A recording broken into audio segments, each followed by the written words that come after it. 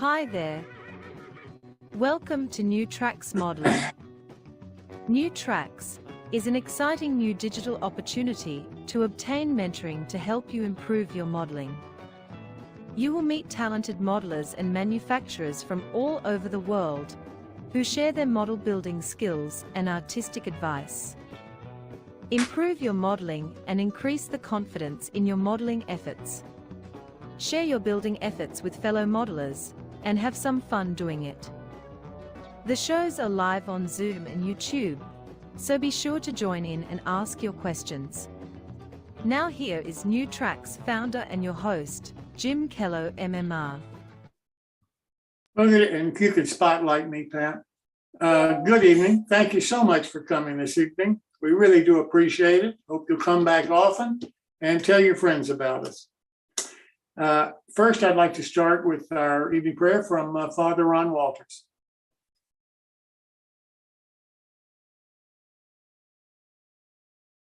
It's like these people just got nuked with time.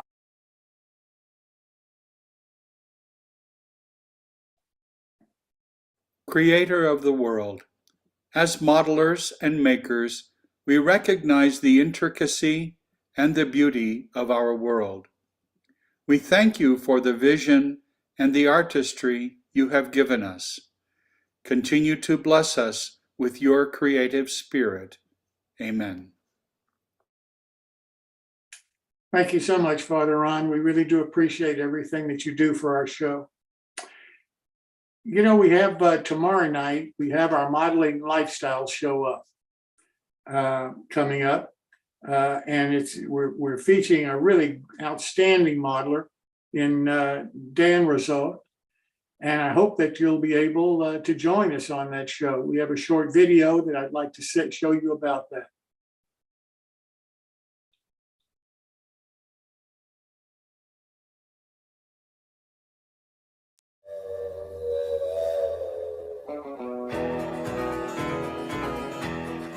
Join the modeling lifestyle at 7 p.m. Eastern Time on February 16th, where we will feature the modeling lifestyle of Dan Rousseau. Dan is an outstanding modeler and focuses on amazing structures and scenes. I love the sound of a whistle.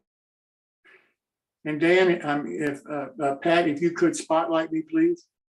And that show will appear tomorrow night at 7 p.m. Eastern on our YouTube channel, New Tracks Modeling. And I hope that you'll be able to join us, because Dan is just one fantastic modeler. We have a MyBuild tonight that Chris Course is going to be running for us a little later in the show. The one after that is on March the 15th. That's the next one coming up. So that'll give you plenty of time, if you're not showing a model today, to show one for our next show, which is March the 15th. I have some bad news about Atlantis Models. They've decided that they're too busy going to shows and building models right now to do a build along for our show. Perhaps they'll come back sometime in the future, I don't know, but they've canceled at this point. For those of you that are interested, there's somebody on YouTube, I understand, that has done a build of the gasoline truck, and his name is Chris. I don't know his last name. So they said, you know, if you wanted to see how it was built, they recommended that you go to the YouTube channel. I also want to talk about our scholarship program. I'm so happy to announce that the state of Florida finally has approved the setup of the corporation, New Tracks Modeling Company, or Incorporated. So that's all done right now. And the 501c3 application has been filed. And hopefully within a few months, we'll get the approval for that. And once we have that, then that's all of the legal loopholes or hurdles that we have to jump in order to get going for our 501c3 and to be able to offer our scholarship program under that designation in the future, starting in 2024. So I'm awfully happy about that. I'm also happy about the NMRA promoting our scholarship program and New Tracks in a Facebook post that they put out recently. I think that's just great news. And I'm also happy that the Association of Professional Model Makers not only has promoted our scholarship and New Tracks, but they're offering a significant discount to attend their convention that's coming up. They're going to have our banner on display for our scholarship for us. And their convention starts in Dayton, Ohio, the 3rd through the 6th of March this year. Their website is www.modelmakers.org. The hotel that the convention has rooms in is the Marriott at the University of Dayton. And the convention, there are shuttle buses and so forth back and forth from the hotel to the convention center for those people that are going to the convention. They're offering a discount for the viewers of New Tracks of $150 off of the convention cost, which I think is awfully nice of them and shows that they are interested in both modelers and small, medium-sized manufacturers that can attend their convention and learn something about model building from people that do it as a profession all day, and the companies that supply them, and the products that they use, and how they do certain things. So if you're interested, I think that's a real opportunity, and I want to thank the association for recognizing the value of model railroading as a potential future for professional model makers, and offering that kind of a discount for New Tracks to be able to offer it to you as viewers of our program. So if you have any questions and you cannot reach Samantha, who is the executive director of the association, send me an email. I'll put you in contact directly with her. If you're students and you think that you still may need some financial support in addition to this discount, talk to Samantha about it. She may be able to help you somewhat with that kind of help. And again, my email is jimkello@newtracksmodeling.com. So if you have trouble getting to Samantha, just send me an email if you want more information, and I'll make sure that she contacts you. With that said, we are going to have some build-alongs coming up that I think are significant. We have a slide, I think, that shows those. If we could put that slide up. We have one from Tom York. We have another one that Father Ron is going to do on a 3D program that's free for everybody to use. But he'll be showing you how he uses it to do the kind of work that he does. Touch toggles, we have them coming up, and we have rocking what's the name of the company now? Rocking. I cannot. Rockin' Farm Toys. That's it. Rockin' Farm Toys. Eric Hasselbeck, and Eric is doing an S-scale truck. And I think that's going to be something that you may be interested in. So with that said, that's basically the announcements that I have for this evening. So I'd like now to go to start our actual show and introduce Bill Banner for his build along. And Bill, correct me if I'm wrong, this is your last one for this, Bill? Yeah, we're going to finish it up tonight. Okay. Well, thank you so much for doing this. I really do appreciate it. And I'll turn it over to you, sir. All right. So what we're going to do tonight is put the finishing trim across the top of this building. We'll put the roofing on the roof, put it on, and talk a little bit about the signage and so forth, and what I do to put the signs on the buildings.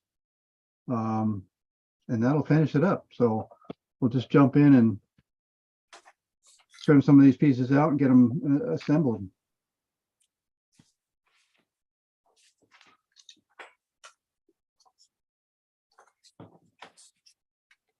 And of course, promise you long bits of silence while I put these together. All right.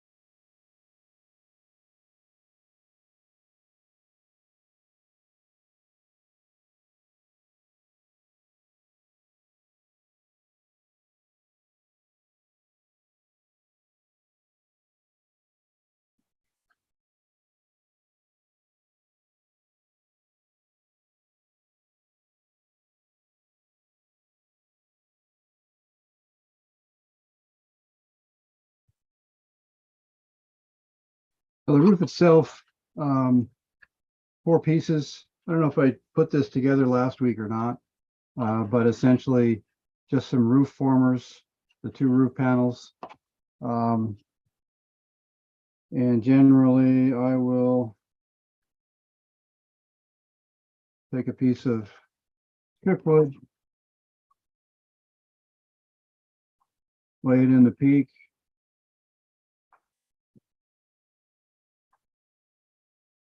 like that, trim off the end.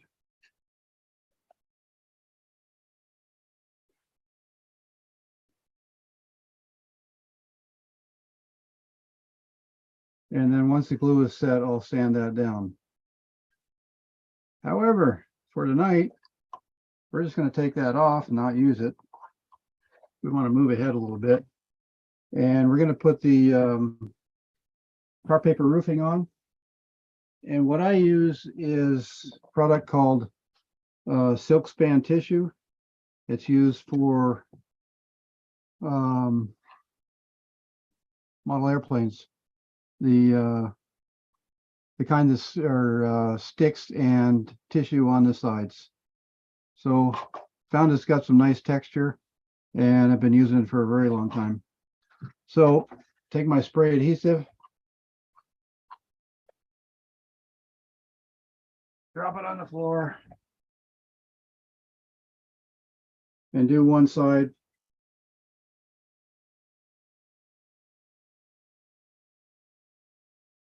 And I'll do a couple passes with the glue to make sure I get enough on there so it'll stick, because the roof is made in MDF and it tends to absorb the glue, which is what we want. But you got to put enough on to where it will stay with it. So what's going to be easy here? I think I'll use this one. Maybe that'll work. Yeah. Okay. And that's not working.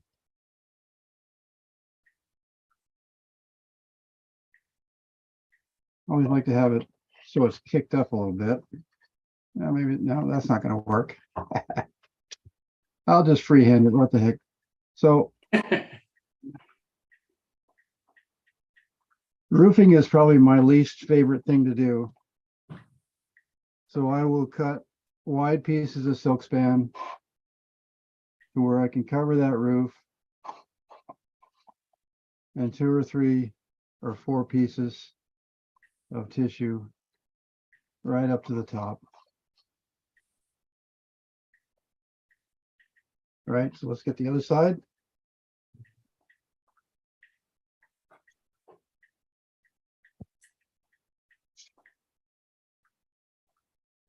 I do it off screen because I don't want you to know my secrets.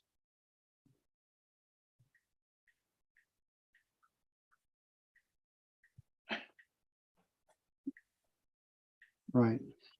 I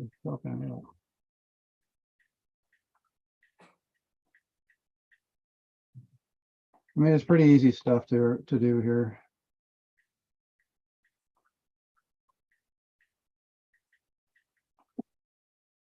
And just overlap it a little bit. Gotta do better than that.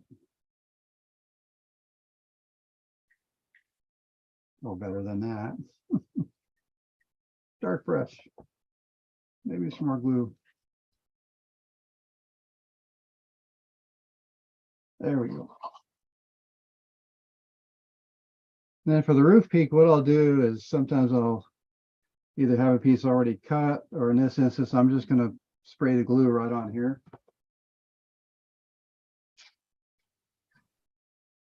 Which can be a problem, can make a mess, sometimes not. It's like I got away with it tonight.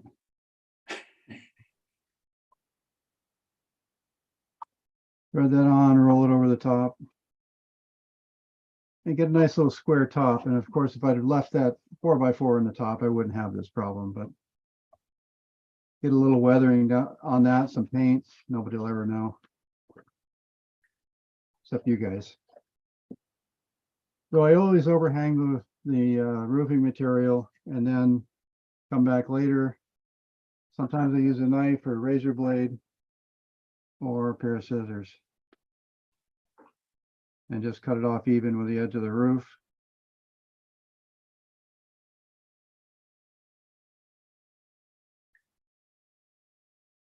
And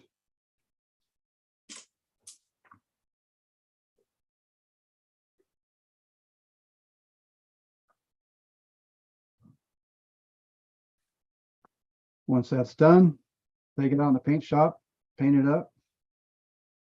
One thing you might do first, though, is open up the hole for the chimney.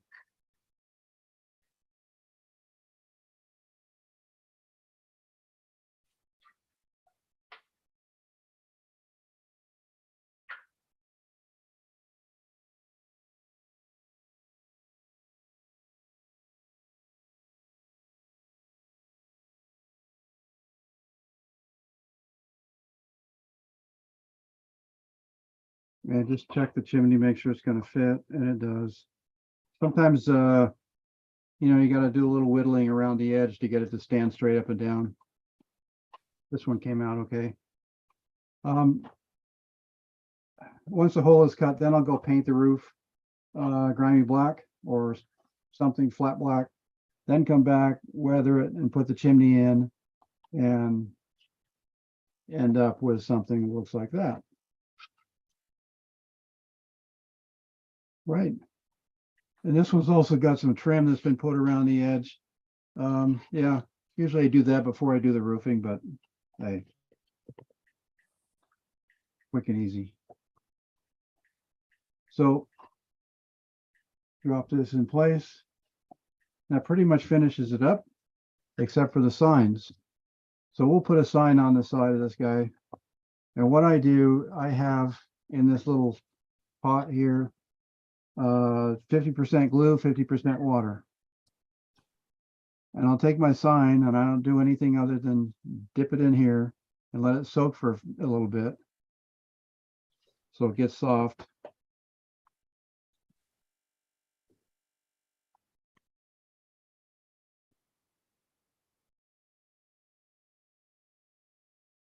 And once it's soaked for a bit, usually longer than this, but we'll get it done quick. See if we can get it right side up. Put it on the building.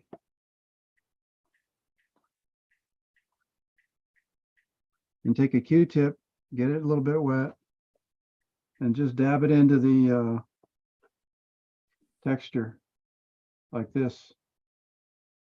And again, once it's soaked in there for a bit, it'll just settle right down into the grooves of the siding and look like it's been there for a while.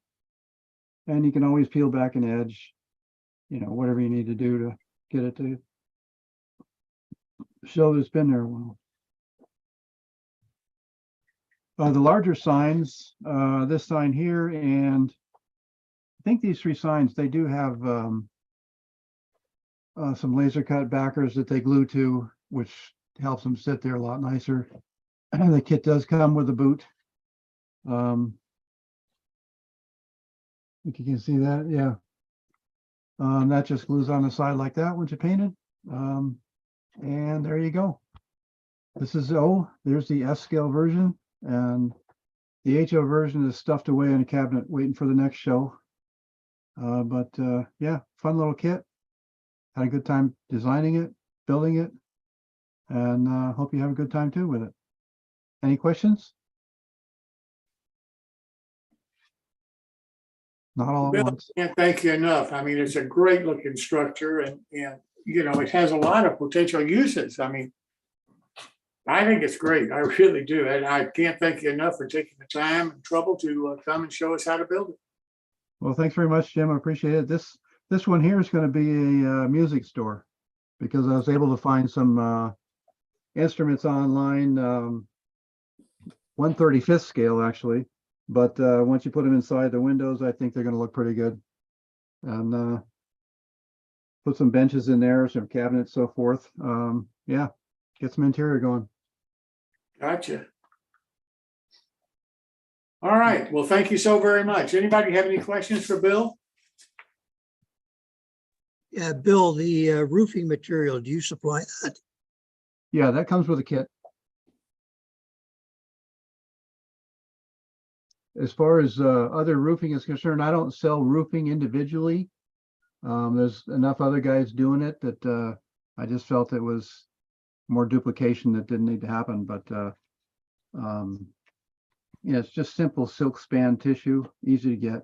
But yeah, it's included with a kit. Thank you. Bill, thanks again so very much. You're welcome. Thank you. All right. Well, next, Tom Farrell isn't going to be able to be with us tonight, but he'll be back next week to talk about his railroad, and we look forward to that.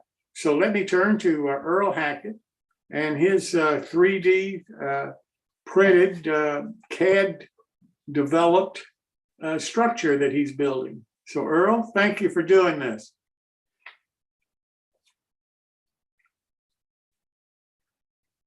Okay, there I am. Let's see. So if I get this guy fired up here, start. There we go. Wait a minute. Got to share a screen first.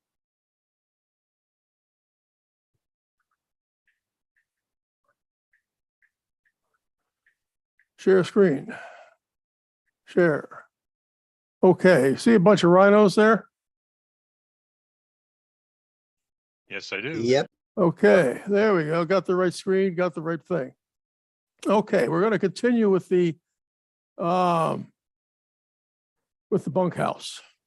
And I've run into enough problems that more than I wanted to know about. And basically, every manufacturing process has a set of design rules. I've used to know the ones for injection molding for plastics, injection molding for thermoset elastomers. Been a long time since I did that kind of stuff.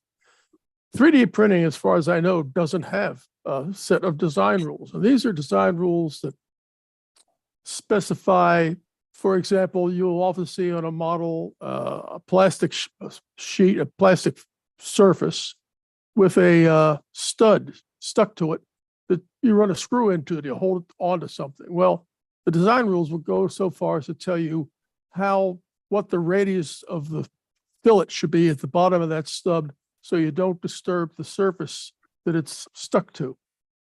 Found that doesn't exist in the 3D printing, because if you listen to the manufacturers, you take the file, you put it in the machine, push the button, walk away, come back, magic happens, and oh, there's the magical, pull it out, and you got a part. Well, that's fine for small things, but when you're working with some big things, it doesn't quite work that way. And you'll see, this is the model I'm building. It's the bunkhouse of Thurman, West Virginia. It's long since disappeared.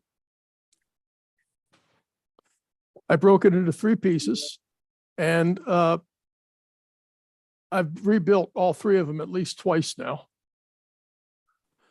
The important thing is with interfaces, when you're putting parts together, they got to fit. And one of the problems I've run into that is a real bugger is warping due to uneven exposure. Remember back when I started this, I talked about the resolution target. When I showed that to you, this thing was perfectly flat. And that's what it looks like today, 4 weeks later. What happened when I put it in the post-cure unit, it was still attached to the base. So the top got a full dose of ultraviolet, cured it up good and solid, and then I cut it off the base. Well, the bottom, of course, it was in shadow. It got very little.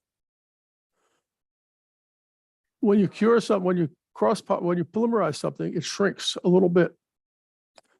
And when it does, it tends to put stress on that one surface, and it causes it to curve because it wants to make that surface shorter. Well, that's pretty bad. I made my roof and had the same problem. I thought that I was getting it uniformly exposed, but this was a fairly thin, it was only half a millimeter thick on the basic roofing. It had some supports in there. But what happened, as far as I can tell, this is a wild guess on my part. I put it in the post-cure unit standing up. Well, if light came in from an angle like this, it'd reflect off of here, come over here, and hit this surface. So this surface is getting not only the incident light it's supposed to get, it's also getting reflected light from the opposite surface. So this surface underneath here got a little more energy than this one, because here the light would come down and just bounce off and go away. And so this lower surface shrunk. And you can see it's not even close to fitting on the building. So I did a little experiment. I took 2 sets of 1 by 3 inch panels, and I made them 1, 2, 3, and 4 inches thick, millimeters thick, rather. And then cured them. 1 set was cured in this formation like this. It was sitting on its base. The object was to have this area, these inner surfaces in shadow, with the outer surface getting a full dose. The other set was lined up side by side, and everybody got the same thing. When it was all over, this 1 mil panel, this guy over here is 1 millimeter thick. He showed, after about a week, he showed a little bit of warpage. Not too bad, but it definitely was bent. Everything else was just flat as a pancake. Not a problem. So I'm starting trying to figure out why things bend and twist and warp. Well, yeah, the unshaded 1 millimeter panel was perfectly flat, and the shaded panel, very slight warpage. Even slight warpage is too much because the thing has to fit. So to prevent distortion of unsupported large sheets, one, you want the sheet thickness to be a minimum of 2 millimeters, especially if you're building an end of a building where you have 3 sides, and it's there's no way you can get uniform exposure there. So you want a good, thick, solid sheet so it can resist that compression forces on the outer surface. And you want the supports to be on the edge of a sheet if possible, with bird vertical positioning during the curing stage. So here's what I wound up with. I decided I'm going to build a frame and put on a conventional polystyrene roof with, it's going to be a tar paper roof. So put on some polystyrene and put simulated tar paper on it. But these are all fairly substantial structures. These are 2 millimeters thick and 3 millimeters of 2 millimeters wide and 3 millimeters thick structures. And I built it in 3 pieces this time instead of just 2. And I made a plug and socket joint. This is the plug. With these end pieces here, this had to be the surface that was going to get the support. So this is an ugly surface, and I had to clean it up with a little disc sander on my dental drill. And you can see that this is still, I left that ugly because who cares? So this is what you had. Now I left a clearance of about 0.5 millimeter, 0.5 millimeters between all the surfaces, all 3 surfaces. And it turned out to be almost good enough, but not quite. So I had to do a little bit of filing on the surface of the plug so you get a nice snug fit into the socket that's sitting on this surface over here.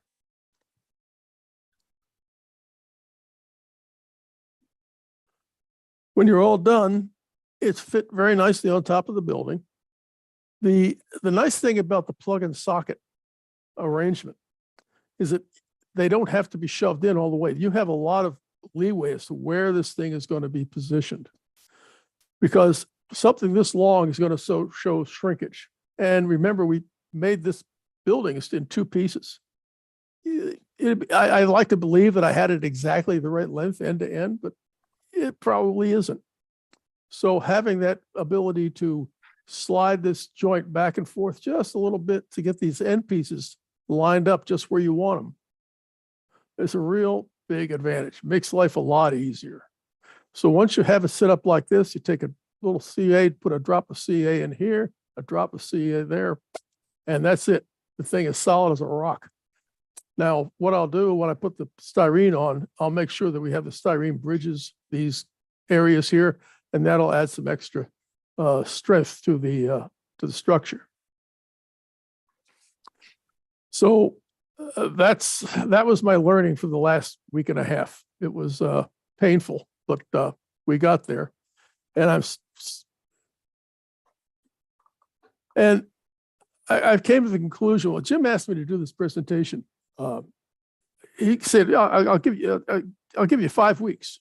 And I said, oh gosh, I don't know how to fill up 5 weeks. It'll only take 3. So I had never built anything like this before. So I thought it's just, you put the thing in it, push the button, out comes the part, stick it together. Oh yeah, right. We need a set of design rules for 3D printing. And I'm working, and you may need a set of design rules for each printer and each resin that you're working with. Everybody's going to have a different combination of these things, but I'm going to put together for my own enlightenment. It's going to be a set of design rules, and I hope we'll be able to get them published. We'll get them published up on the New Tracks website. That will give you a good design for you. Well, at least in this case, I'll put up the test samples and everything else that I use to develop them, but also the actual numbers will be for my Elegoo printer and the Cereatech build resins that I use. I know I'm going to find more problems. I'm going to build some much bigger structures. The engine house is about 14 by 28 inches. And part of it's on pilings. It's going to be an interesting build. So that's where I am right now. Am I going backwards here? Next week, I'm going to have some fun installing windows and painting the model, I hope. We'll get on with it. And that's it for tonight. Anybody have any questions? Anybody have any questions for Earl? Going to make a nice building when you're done, Earl. It's coming out really nice. I'm very pleased with it. Earl, I don't have a question. I do have a suggestion. If you want to eliminate some of the shrinkage and get better penetration on your cure, look into a translucent or a transparent resin. That is all I use anymore. Yeah, I have, and because of some of the applications, they get a little more brittle than I like. This is a very tough resin, and it has about a 7% elongation to break, and tensile strength is around 7,000 pounds per square inch. So it's a pretty tough resin. And when you're working with some real tiny parts with handrails and stuff like that, you really need something like that they're still delicate, but at least you just touch them. They don't fly off like I have with some of the other resins I've used. So that's what I mean. You're probably going to have a set of design rules for every printer. Everybody's going to have to build their own rules for themselves because they're going to be using a different resin, a different printer, but the test methods are going to be the same. And that's what I'm going to be working on, is coming up with simple test methods where you can make a couple parts, fit them together, and see what your clearances actually have to be. And they'll be very simple to do. Yeah, I have a question. What does your curing tank look like, or however you're curing it? My curing tank, it's a galvanized metal bucket, and I got 2 strings of 405 emitting LEDs from Amazon for about $20, and they're taped around the inside in a big spiral. Let me see if I can find a picture of that real quick. Put this down because I made it myself. The actual cure time is about 2 minutes. It goes really fast because the light is so intense. I don't know if I can find it real quick. Photos, let me see. Oh, here we are. There it is. That's my curing tank. You got to share it. Oh, I'm not sharing? Oh, I'm sorry. Escape, got to share again. Okay, share screen. No problem, Earl. Share screen. Here it comes. Ooh, that nice hippo. There you go. Wow. So when you put something in there, it's pretty intense light. I put a lid on it when I'm actually curing stuff because you don't want to have, there's a lot of light in there and it really warms the thing up. Can you over cure it? I leave it in for about 2 minutes. That's about all it takes. Sometimes I'll leave it in for 3 if it's a real complicated part. But I have run some stress strain tests on them, and 2 minutes seems to be about the right number.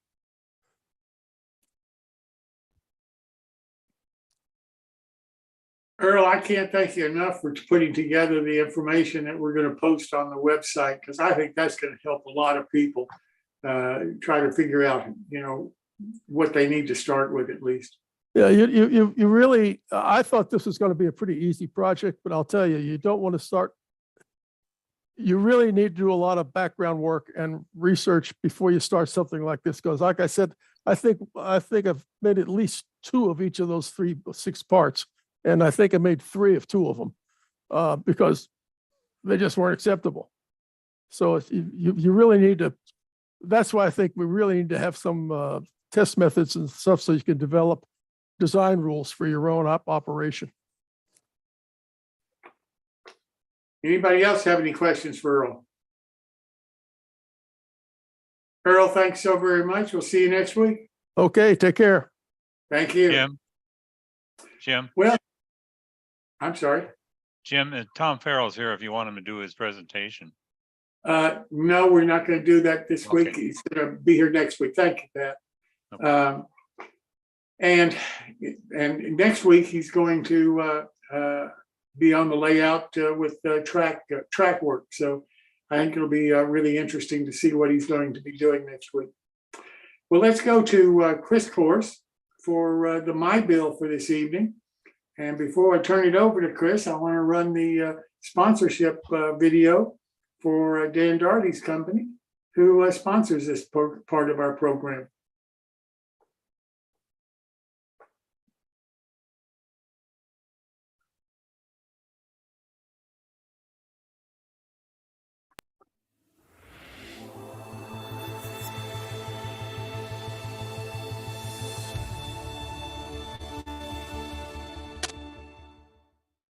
Welcome to the world of scale, O and S railroading.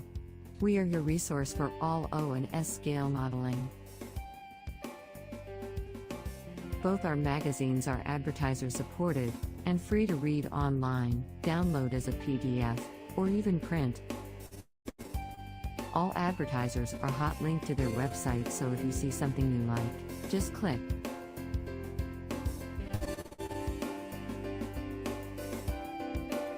Please check out our websites for the current issues. All back issues available free for the O-Scale resource and the S-Scale resource magazines. And, if you are a manufacturer, distributor, or retail establishment, please contact us through our website for advertising opportunities. Well, thank you so much, Pat. I appreciate you running the video for us. And now I'll turn it over to Chris for the MyBuild for this evening. Chris, welcome. Thanks, Jim. All right, we will start tonight, actually where we left off last week, or last month rather, with Rich Wolfhanger. Rich said he was having problems with his camera. Are you up, Rich? I'm here. All right, cool. All right, so we'll start out with you. And it's all yours. Okay, this was up before, and I never got to explain what it was, and this will clarify. You guys saw this before and never saw it. So the building on the right is the model that I made a copy of, only because I always enjoyed that, and that was a kit that was out by Stony Creek Designs, Roger Malakowski, who has also passed away. But on the railroad line forum in 2015, at the end of the year, I started this project, and it took me about a month to make my model. The model kit was always O-scale, and I just fell in love with its design, and I wanted one in HO. So you can show the next picture, please. Okay, this was step by step on the railroad line forums, but I didn't start it until this point on there.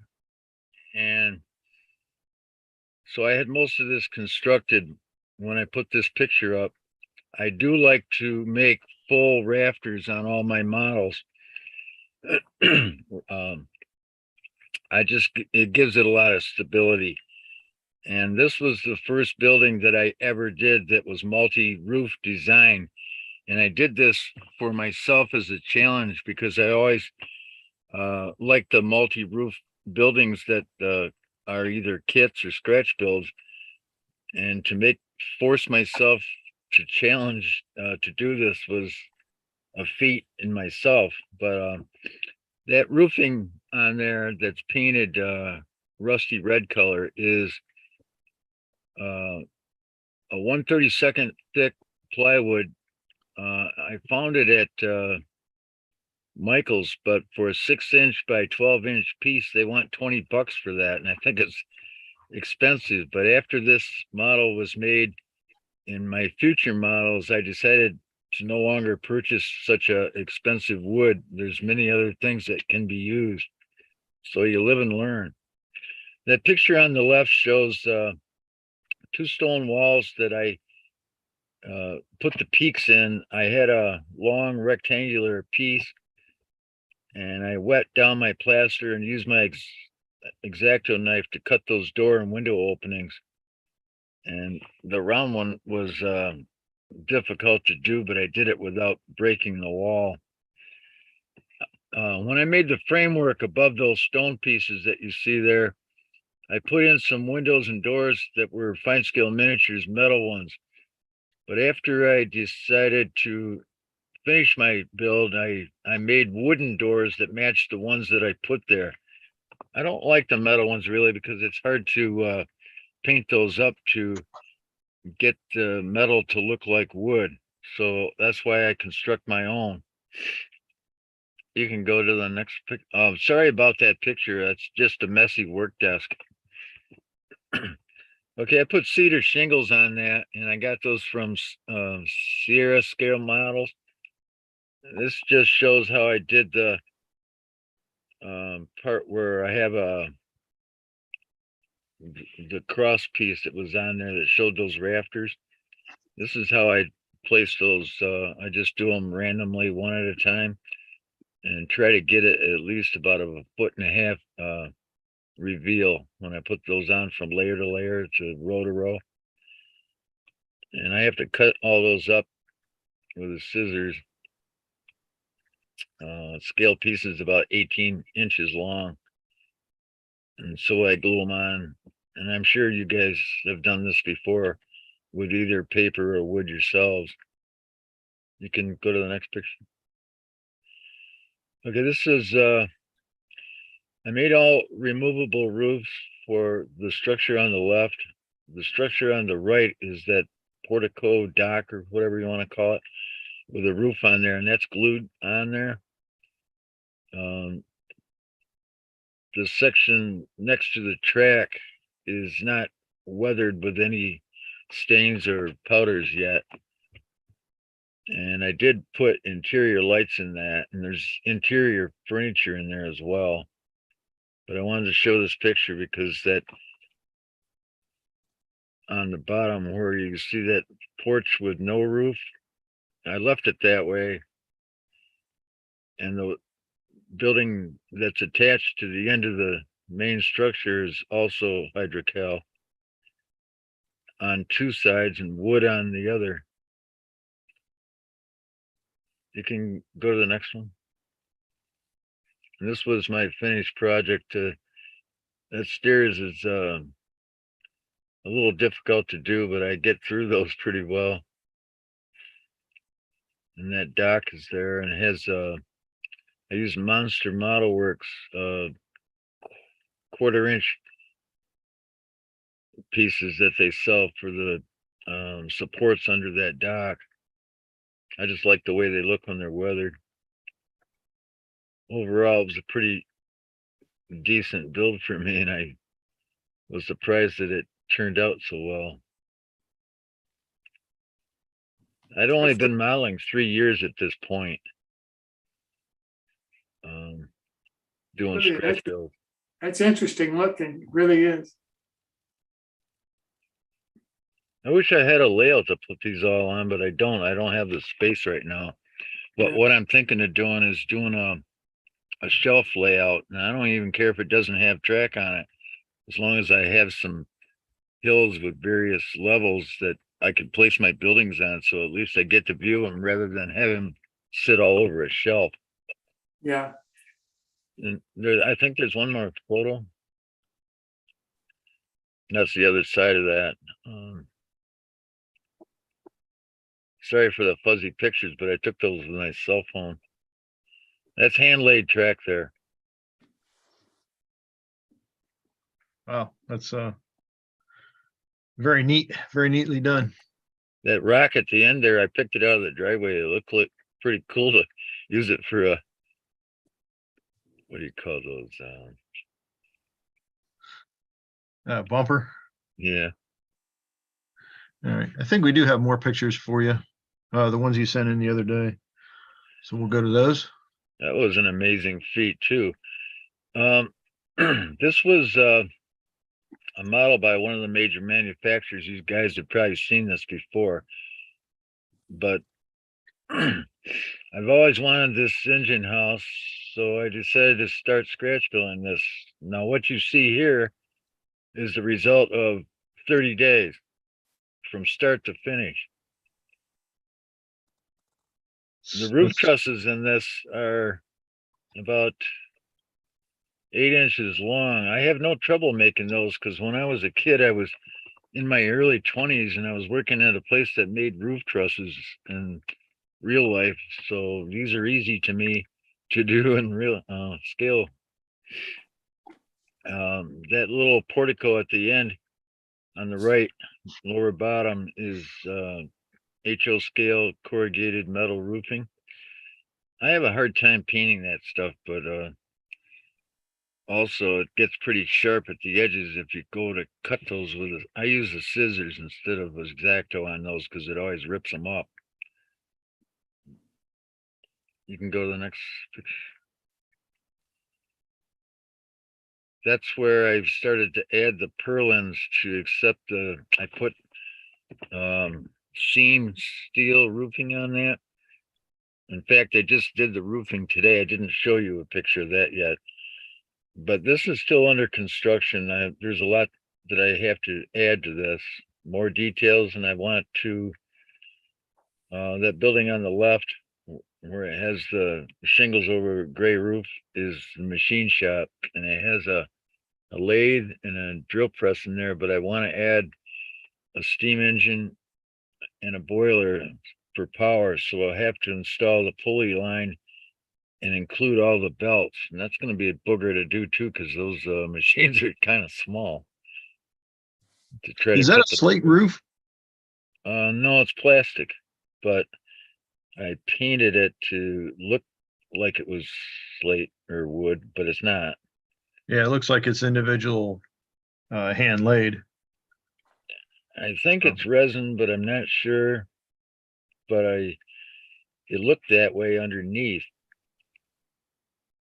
That might have come out of an original kit. I don't know, but because I got some kit pieces from a miler who tore his layout apart, so he might have thrown those in the box, but I thought they looked pretty unique, so I thought I could use them on this little structure. Cool. And that's just looking into that from the other side. I scratch built that crane that you see there to get the gears for those. They're about the size of a dime. I went to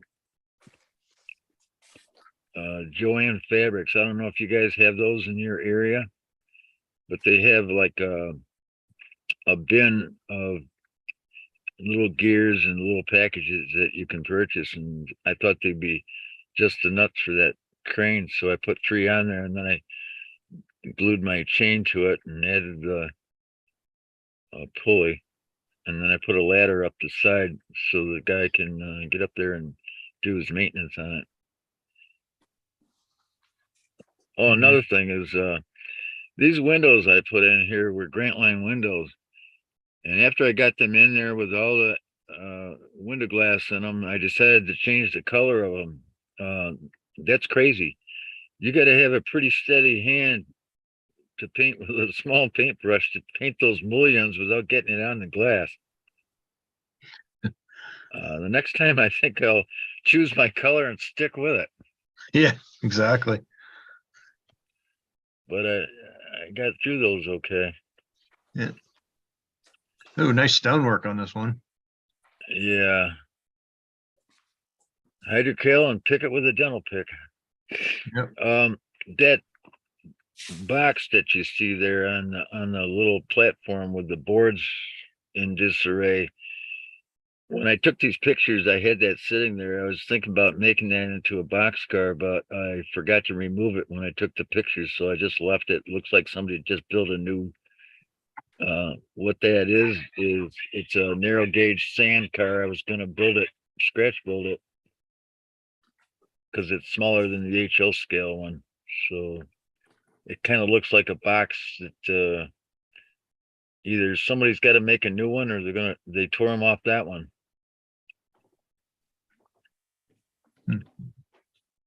You can go to the next.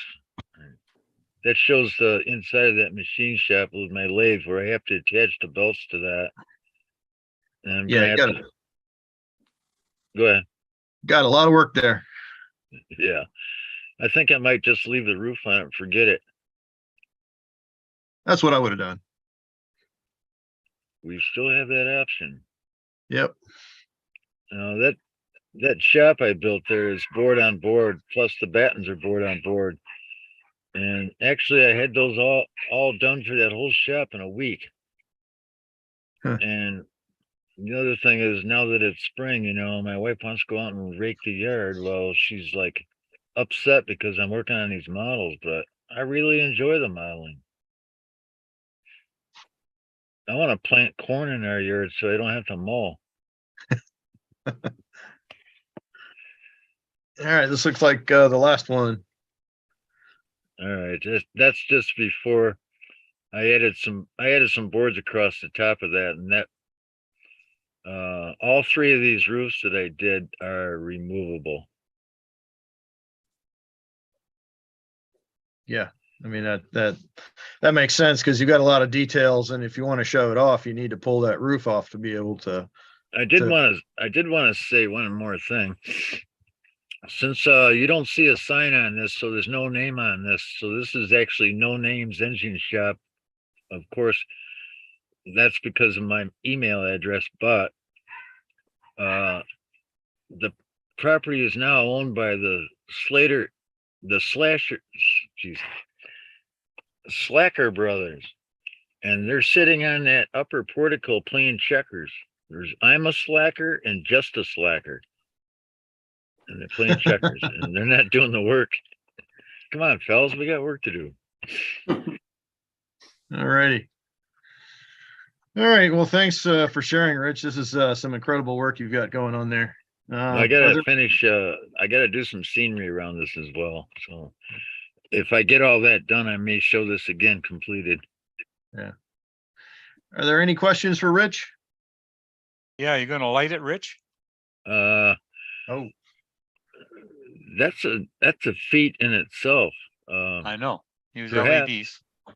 Well, if I do, I'm going to have to put some cross members at 90 degrees to those trusses so I can hide the wiring above so you don't see it below.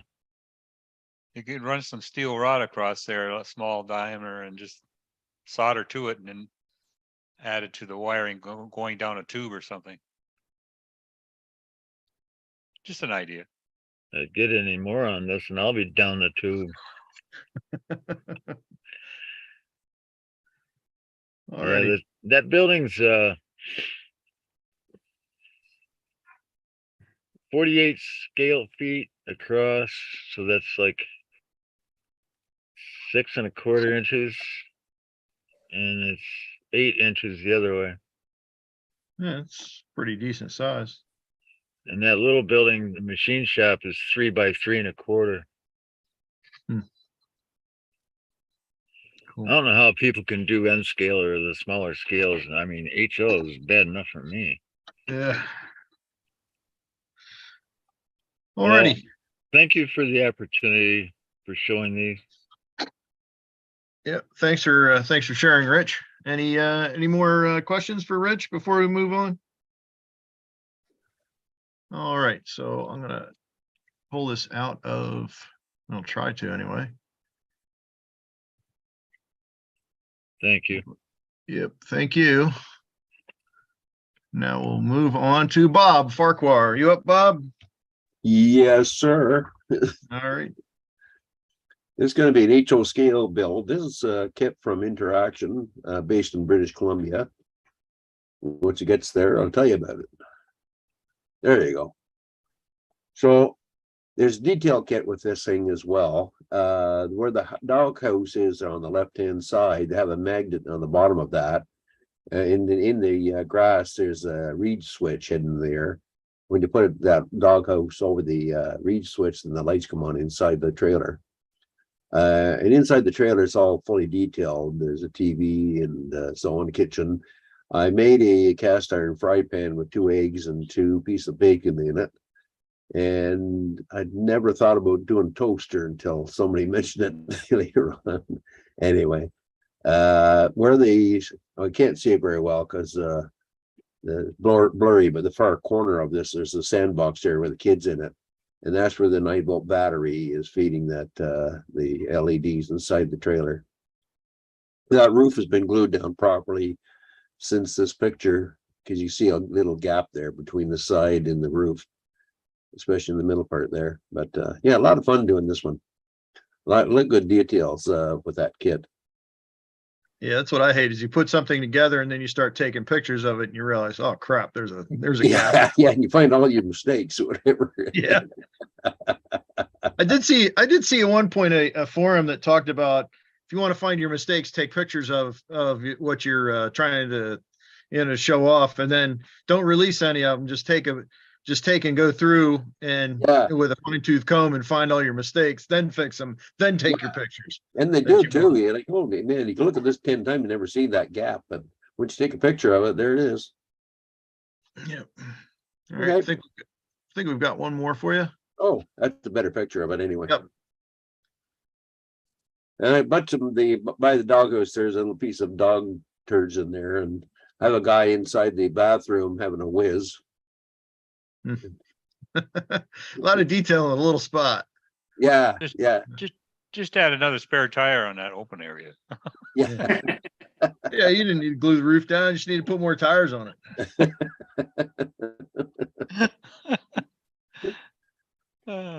Okay. Nice job.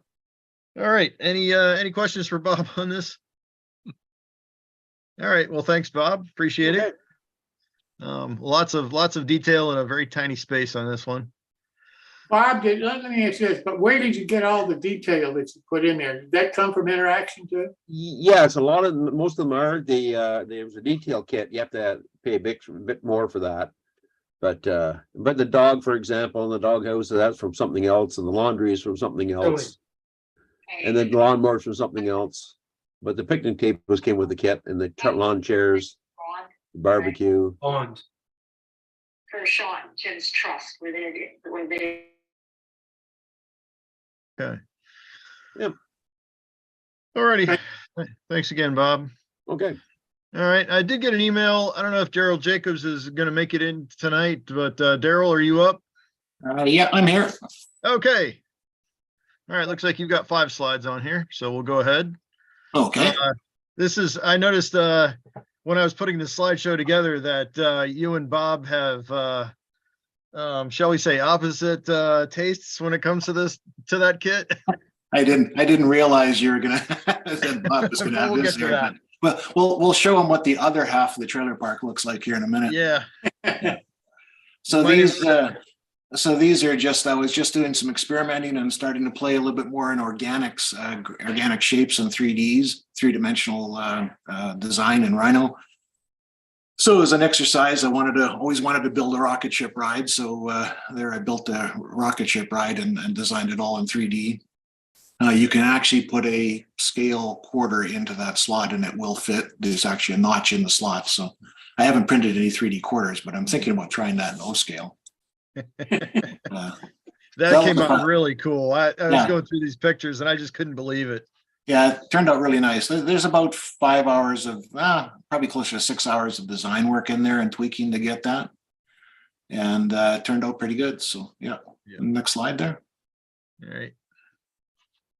And this one here was practice over Christmas.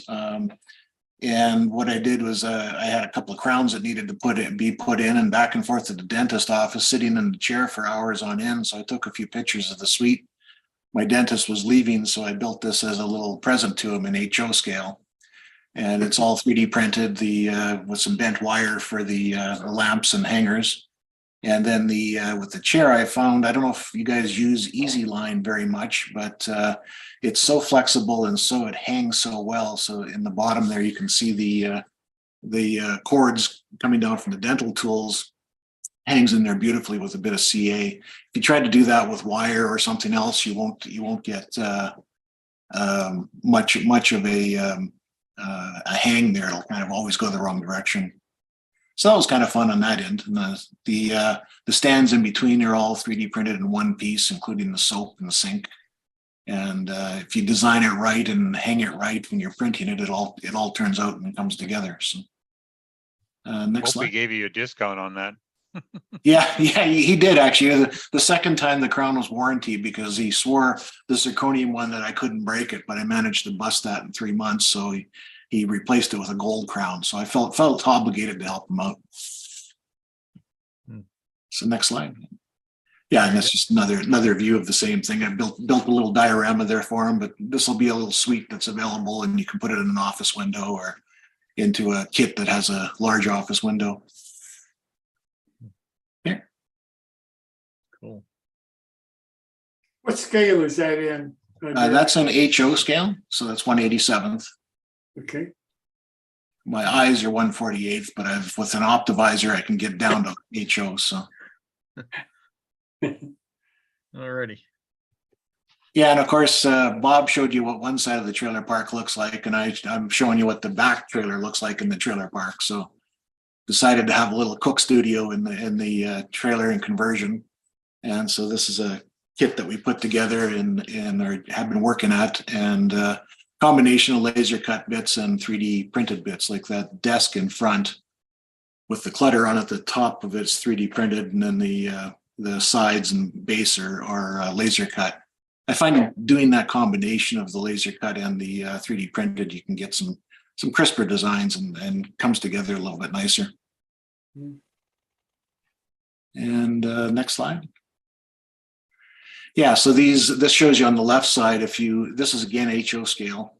The shelves with the contents on them are 3D printed, and then we have some printed decals that you cut out each decal and put it onto each bottle and each item. And then the shelf goes together. It's a laser cut polyback shelf, our shelf system, and the shelves fit into that. So trying to do that any other way, trying to paint that, as a one 3D printed casting would be pretty difficult. So painting the individual shells and then putting them together, you can accumulate a lot more detail into it.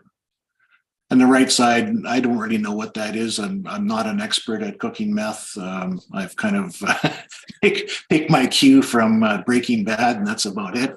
But I remember seeing an object like this in there, so I thought it looked pretty good as an evaporator. So that's all 3D printed as a one-piece system.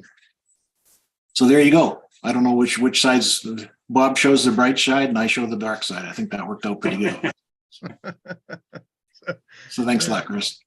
That was actually it, because I combined a couple of them on this one. So yeah, no, thanks a lot. Yeah, thanks, Daryl. Are there any questions for Daryl before we move on? Daryl, you going to do any of that in any other scale besides HO? Yeah, this is all done in HO, S scale, and O scale as well. So gotcha. Thank you. Yeah, it all came out. If Tony's listening, really Tony's listening, it is an S scale. So. All right. Any more questions for Daryl?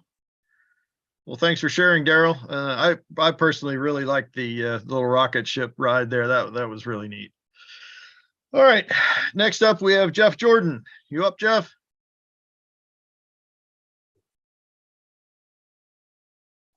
All right. I take it he's not up, but he did send in pictures of I think this is an old, is this a Sui Dam kit? Triangle Cafe. I think he was trying to show us I think he'd found this kit somewhere, and just in looking at it, he tried to polish it up and finish it off. Because I think I'm guessing it was partially built, but he took and did what he could with it. And he got a nice interior out of it anyway. Sure did. Yep, and I'm pretty sure this is an HO scale kit. All right, and then now we'll move on to Gary Shurgold. You up, Gary? I'm here. Ah, there you are. Okay. Yeah. All right, looks like we've got 2 slides for you. Okay. This is a city classic Railroad Street Company house kit. And this was a plastic kit. And what I wanted to try to do was make it look like wood.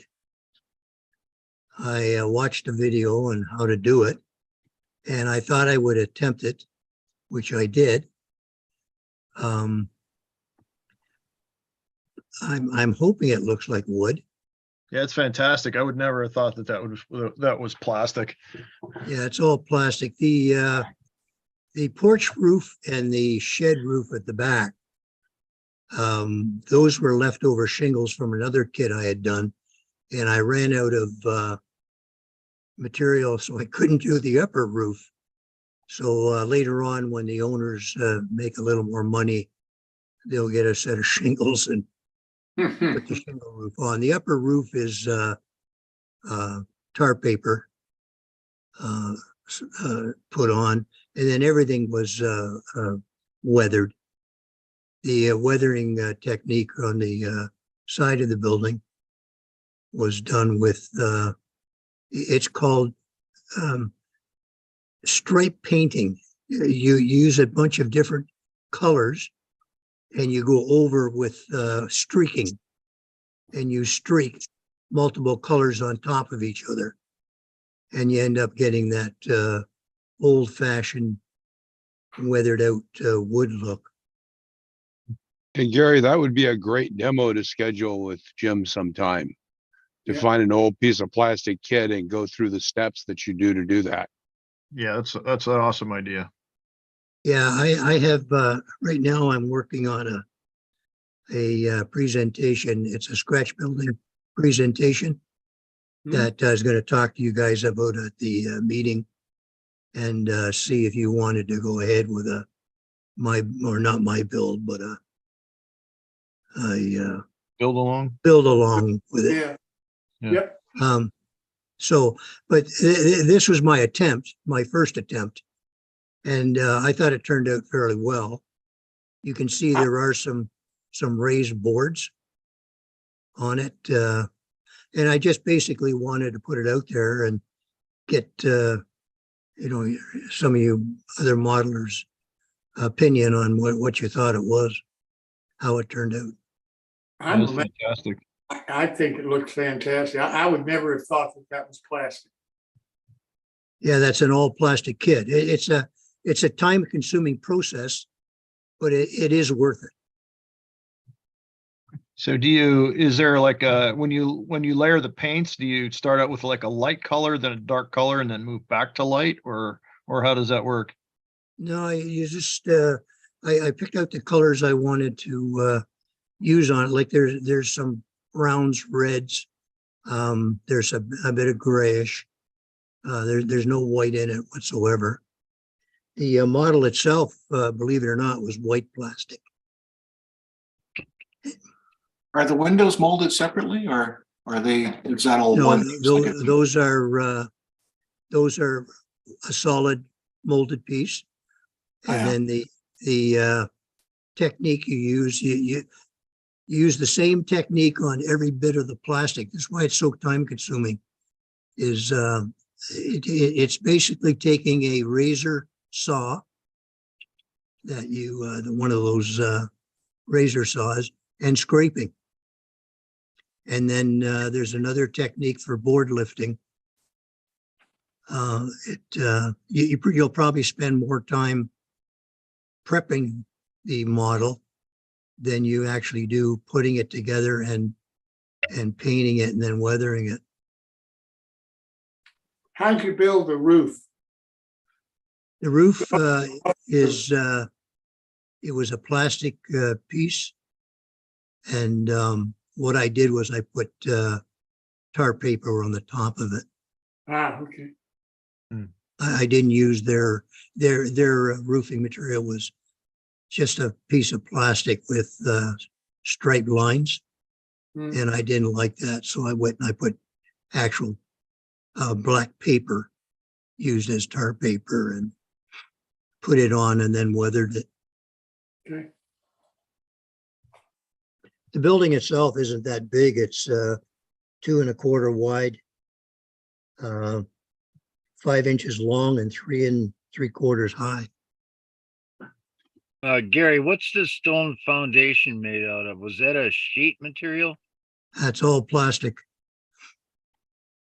That's one side of the building. The stonework. Did you carve the stones then? No, I painted it, and then using my technique of 5 different colors and then blending to make it look like stone. Layering, right? Layering colors. Yeah. The Looks pretty shed nice. at the back is the foundation on the back piece, which was obviously added later. That's just cast cement. But again, it comes plastic. The whole kit is plastic. Everything you see there, with the exception of the roofing material, is plastic. So what you're saying is that whole side wall I'm looking at, the windows were molded in, and the whole side of that roof was just a solid piece of plastic, and you have made it look like stone for the foundation, wood for the sides, and painted the windows. Yeah, the windows actually, yeah, the windows came separate. Ah, okay. Okay, they were like scribed to make it look like wood, painted, and then installed. I got it. Well, it's beautiful. Yeah, it came out very, very nice. And for a plastic kit, those kits couldn't cost much wherever you bought it, Gary. I mean, they had to be almost giveaways. Yeah, the kit itself was at the price right here, $22. Hmm. Actually, I didn't pay $22 for it. No, I didn't. It came with a box of HO stuff that I purchased off a gentleman. Yeah. That appears to me like one of those HO City Classic kits. Is that similar? It's a City Classic kit. Okay. All right. Cool. Great discussion on this one. Thank you. Thanks, Chris. Awesome job. This is no way I would have thought that was plastic. Any more questions for Gary? Hello. Hello? Gary, yes. Did you say, what was the tool you used to put the lines in the siding that make it look like boards? Your razor saw.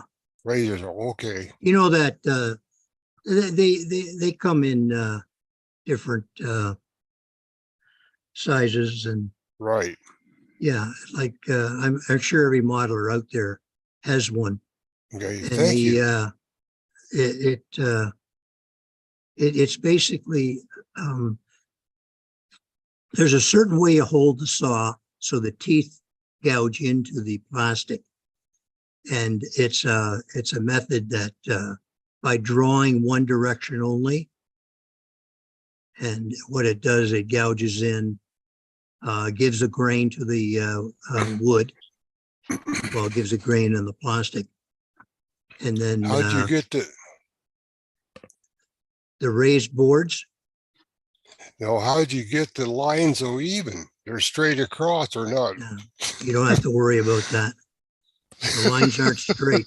Yeah, that's what I mean. But you must have used some kind of guide or something. It's all in the stroke of the brush. Yeah, it's something that pretty even too, spaced. Yeah, like this isn't my technique. This is something I'd seen done by another modeler, and I just wanted to try it, and I did. You have to realize this is a plastic kit. Right. So the straight lines that you're seeing on there are already molded into the plastic. Oh, all you're doing is adding grain to those boards between the lines. Okay. Yeah, I didn't put those lines in there. Oh. No. All right. Very good. They're already in the kit or on the plastic siding. All Excellent I did was I did the scribing of the planks.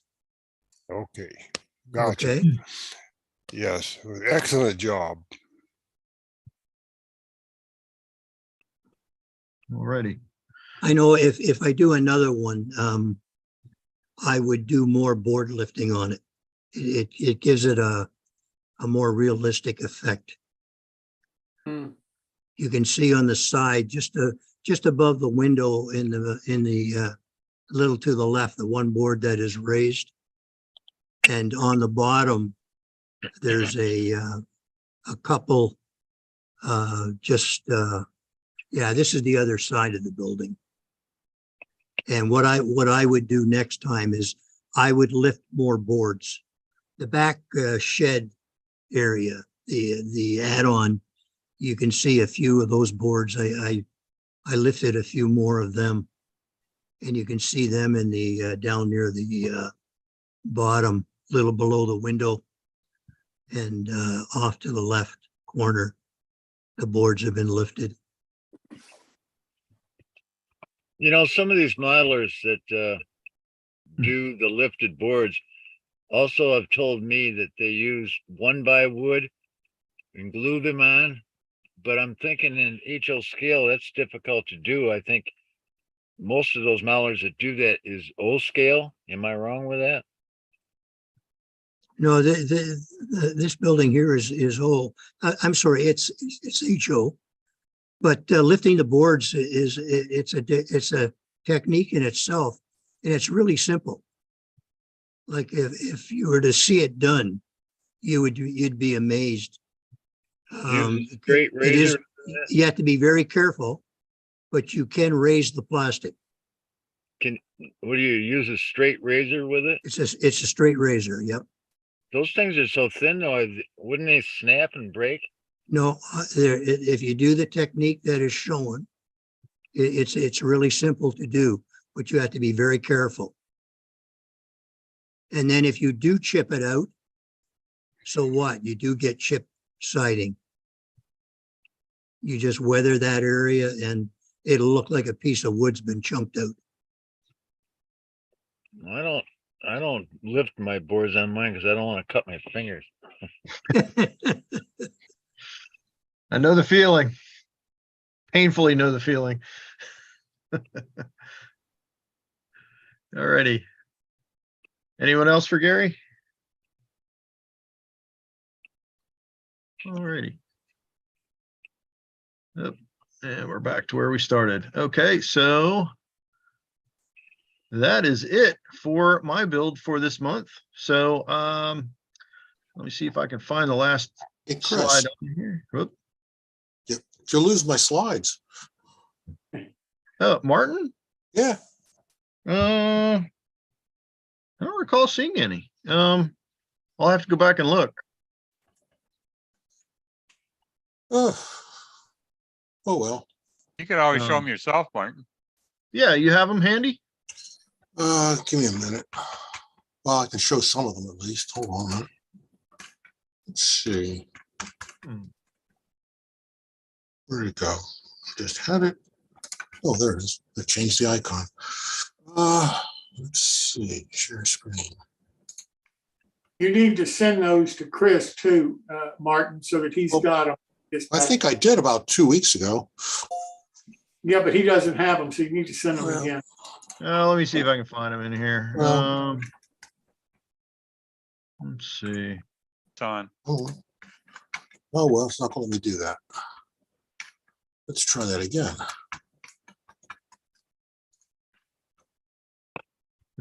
I don't see anything in there. Well, you acknowledged it. I did. Yeah, you did. Oh well, whatever. It's not letting me play with it properly tonight. We're all getting old, Chris. Anywho, last month I showed you this car that I had completely rebuilt. It's not letting me go to the. Oh, there it goes.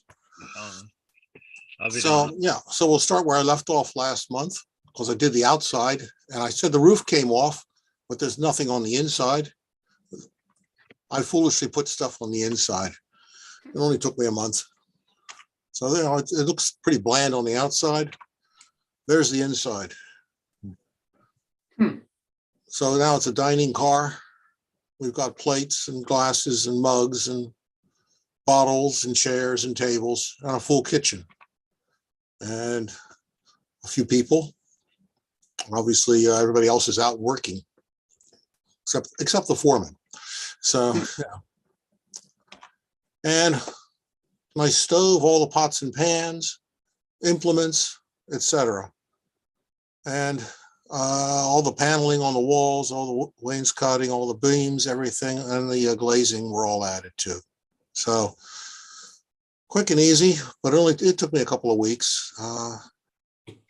the fun part of this was finding all those little pieces, all those pots and pans and the bottles and the coffee mugs. There's a rabbit hole that you can fall down into. It's called Etsy. It's kind of disturbing. Once you put in 1/48 miniatures, you can spend the rest of your life in front of your computer looking for stuff, because it goes on for page after page after page after page. And you have to stop and actually go look at some of these vendors and see what they've got. And there's some pretty amazing stuff in there. And some of it's fairly reasonably priced and very cheap and easy. I mean, coffee pots, you know, there were $5 or $6 for all of them. And they're all 3D printed. But if you want really some really high-end furniture, there's stuff on there that's several $100s per item. So, you know, the stove only cost me, you know, a few dollars. That's, you know, there's 3 or 4 vendors worth of stuff here. So, but, you know, they come in one, I haven't seen any 187th, but 148th, there's plenty of stuff. It's like is it dollhouse site? Well, it's 148th. Apparently that's the smallest the dollhouse stuff goes into. If you want larger, they've got that even more. That's a bigger rabbit hole. That's all that is. You know, it was a bit of an adventure. I'd never seen quite this stuff. The only thing I was missing, I couldn't find it, was O-scale knives, forks, and spoons. And I say that, and they just arrived tonight. They're stainless, it's etched or laser cut, I don't know which, stainless steel.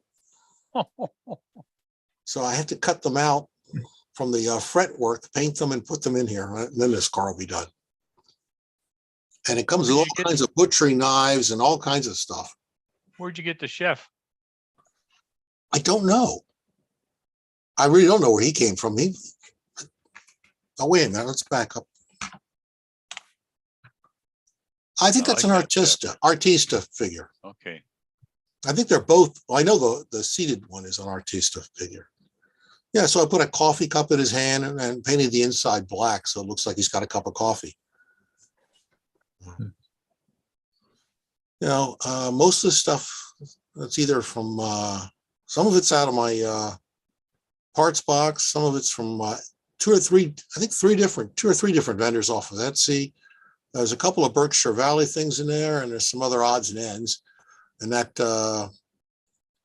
brass pot holding the implements over on the barrel, I made that. That's just a piece of brass tubing with a piece of shim brass solder to the bottom.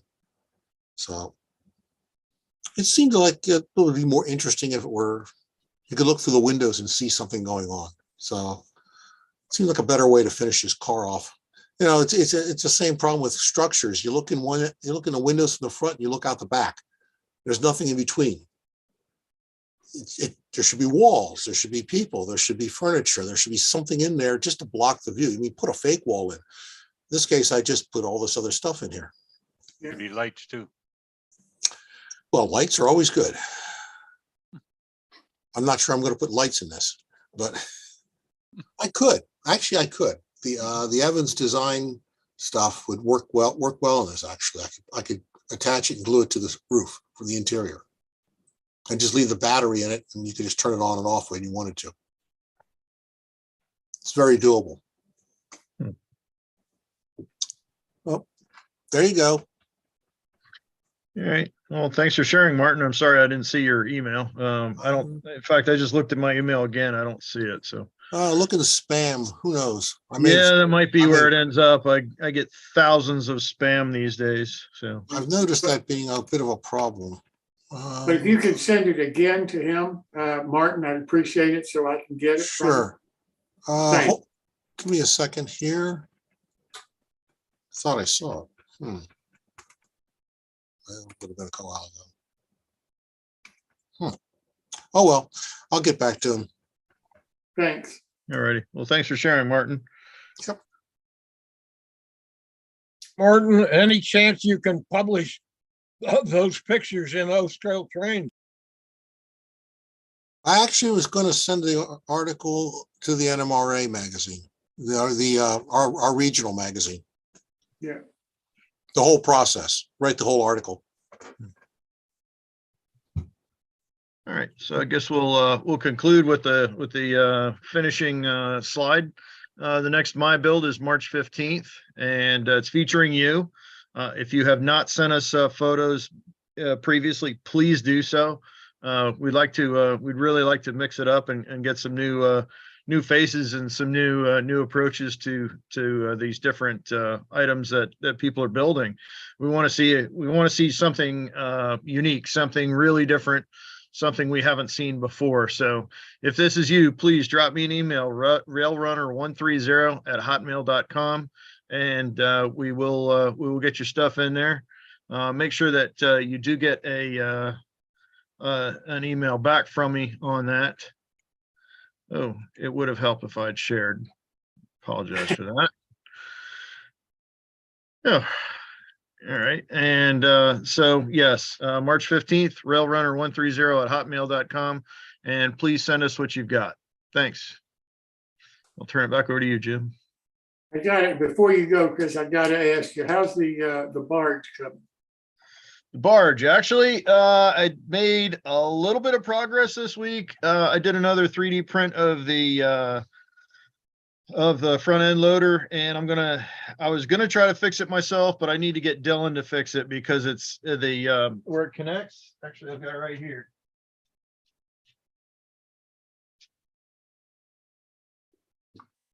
Where these two side pieces are just too far apart. They actually need to be a lot more inboard. And if I do that, then it's going to end up, there's a spot where these actually connect, and I need that moved in, and I can't do that. Yeah. So, but on the good side, where did I put it? Oh, it's over here. Hang on.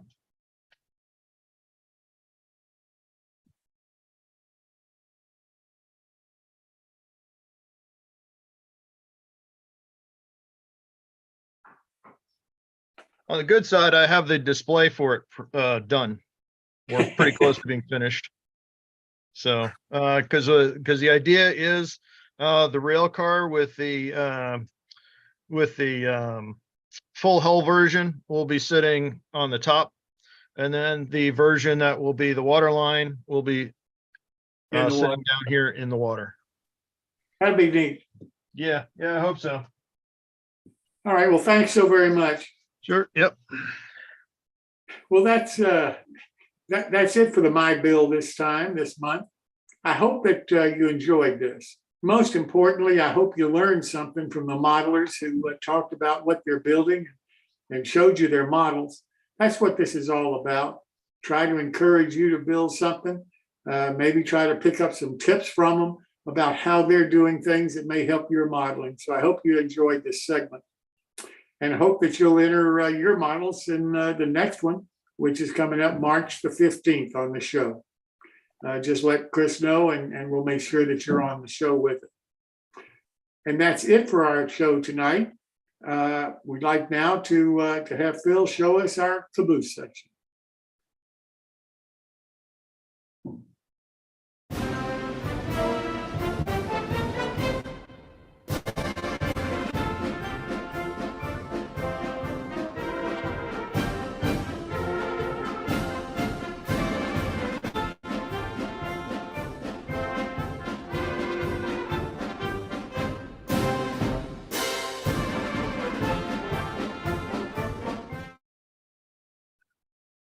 And as I say, that's it for tonight. Until next week, happy modeling to you. I wish you the very best in everything that you're building. Thanks for being here. Night.